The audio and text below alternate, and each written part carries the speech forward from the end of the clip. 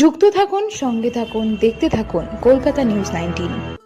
নমস্কার, আপনাদের সাথে আমি দিশা। কলকাতা নিউজ 19-এ আপনাদেরকে স্বাগত। মানুষ যেভাবে আমার পাশে দাঁড়িয়েছে, আমি মানুষের কাছে কৃতজ্ঞ। আমি মানুষকে প্রণাম জানাচ্ছি। বলার কিছু অপেক্ষা রাখার সময়ের অপেক্ষা, তাই তো মনে হচ্ছে, তাই তো হবে। ঠিক আছে, সম্মান জানাচ্ছেন।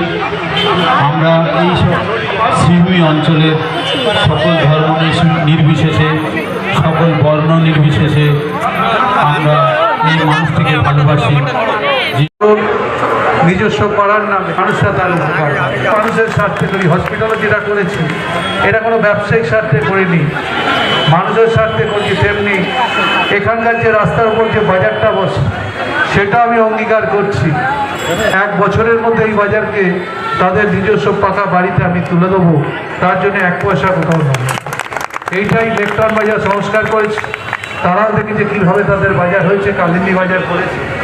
আস্তে আস্তে নিকাশি পানীয় জল, খাল সংস্কার থেকে জল, ভিআইপি রোডের সংস্কার, বিভিন্ন একটা ব্রিজ যেটা সম্প্রতি আমি করলাম, থার্ড ভিআইপি রোডের সঙ্গে সল্টলেক।